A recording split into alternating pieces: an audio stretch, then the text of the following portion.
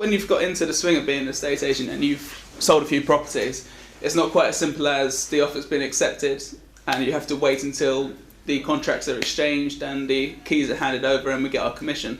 A lot of people think it's just a matter of opening a door and receiving the money for doing it, but it's quite the opposite. The hard work actually begins when the sale is agreed.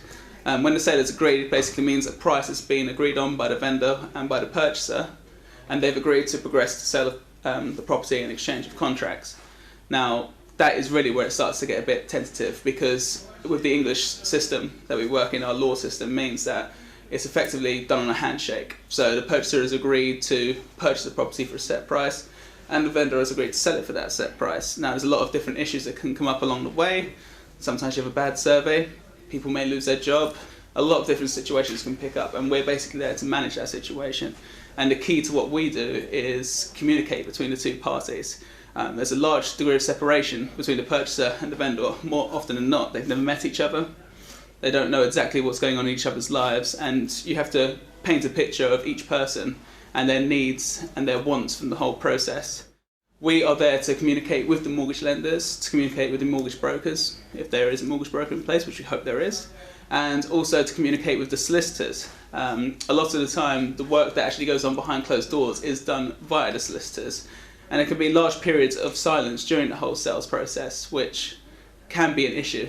If the vendor gets nervous, the purchaser may get nervous that he doesn't see any progression or she doesn't see any progression. It's our job to keep up to date with them and keep them in the loop as to what's happening.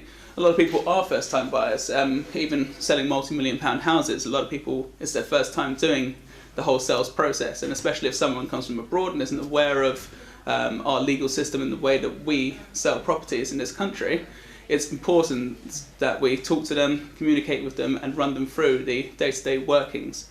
It could be a drawn-out scenario, especially with leasehold properties. Sometimes it can take over a month to exchange contracts, and for all of that time you're relying on your purchaser and your vendor being happy to sell the property or buy the property for that agreed price. It's a process that we have to manage. We have to manage people's expectations, we have to manage the relationships between the two parties, and keep everyone happy and keep the process flowing.